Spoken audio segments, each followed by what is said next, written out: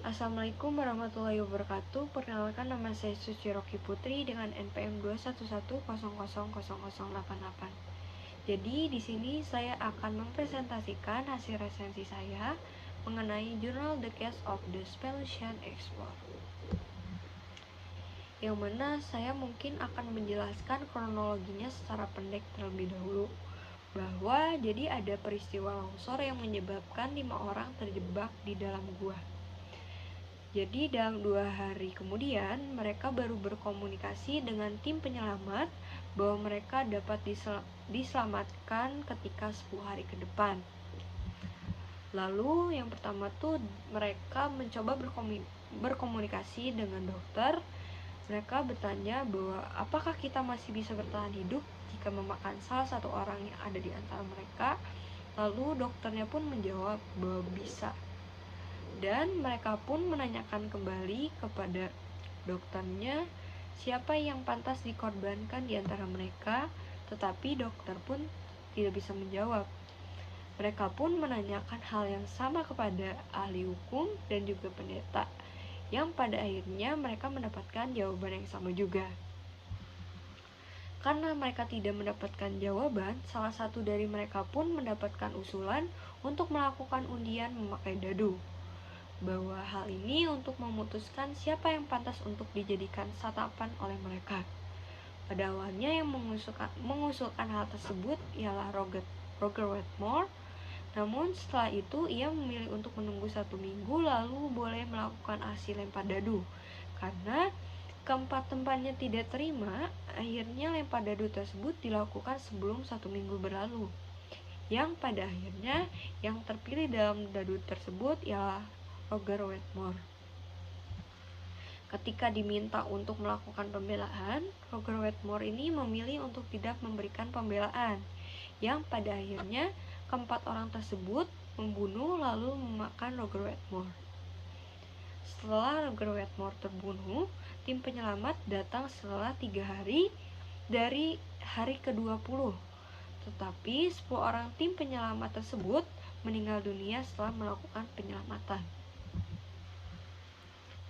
Jadi akhirnya dalam kasus ini keempat orang tersebut dijadikan tersangka karena telah membunuh 1 orang temannya, yang pada akhirnya mereka diputuskan bersalah lalu mendapatkan hukuman mati seperti yang seharusnya. Pertama ada pendapat dari Trupeni bahwasannya menurutnya bahwa para terdakwa tersebut atau keempat orang tersebut terbukti telah bersalah atas pembunuhan Roger Wetmore berdasarkan undang-undang yang ada. Namun ia pun memberikan usulan untuk melakukan gerasi atau juga bisa disebut dengan permohonan kesalahan kepada kepala eksekutif. Tapi Trupeni juga tidak menghapuskan atas perbuatan mereka.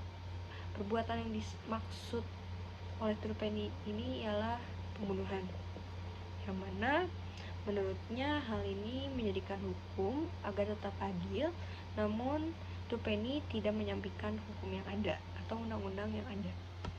Nah, selanjutnya ada Foster D. Dia lebih, mungkin saya akan menjelaskan secara singkatnya. Jadi menurutnya itu dari sisi manapun bahwa kasus ini tuh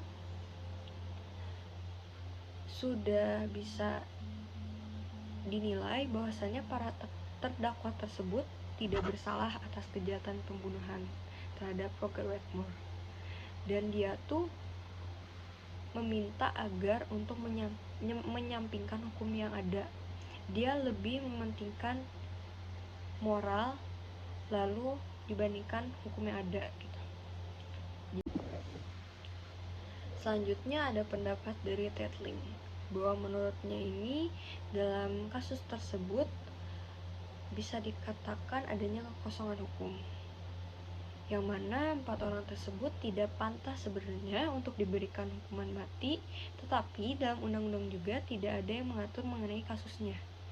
Jadi untuk lebih jelasnya bahwasannya hukum mati itu tidak pantas untuk mereka.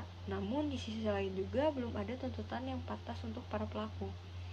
Jadi dalam hal ini Tating tuh tidak bisa memutuskan apakah mereka pantas dihukum mati atau tidak dalam kasus tersebut.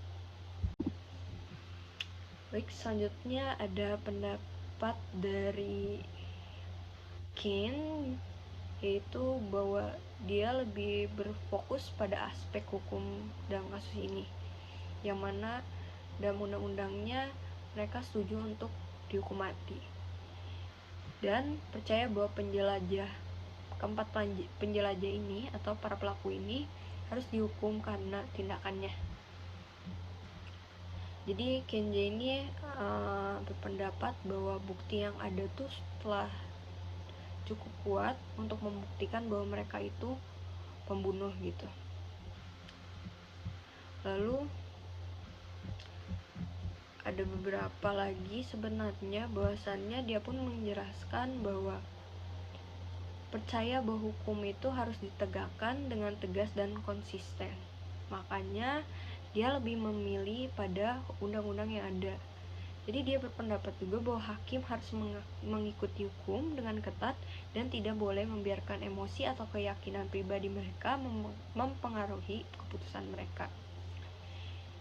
Nah, mungkin selanjutnya saya akan menjelaskan pendapat dari Handy J.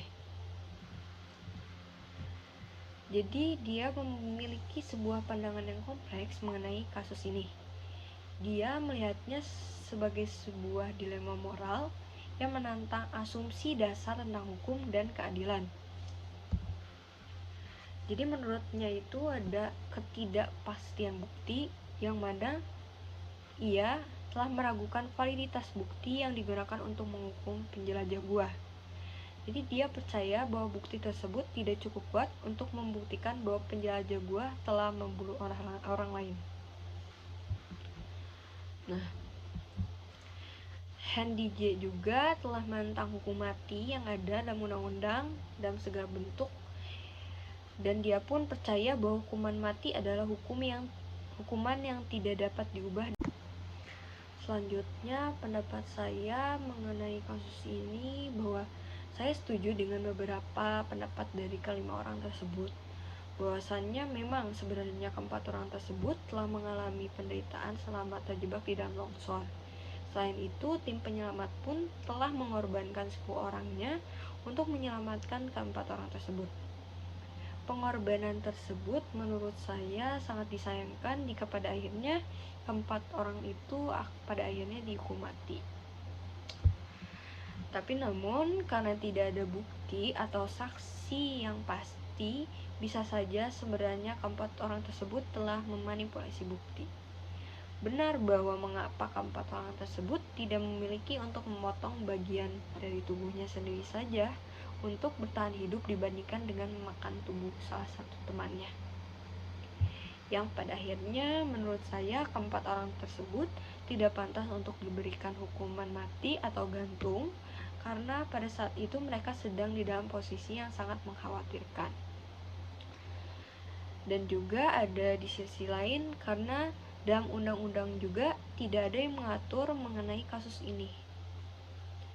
Mungkin sekian dari saya, mungkin sekian penjelasannya. Mohon maaf bila ada kekurangan dari penjelasan saya ataupun kesalahan kata, mohon dimaafkan. Terima kasih atas perhatiannya. Wassalamualaikum warahmatullahi wabarakatuh.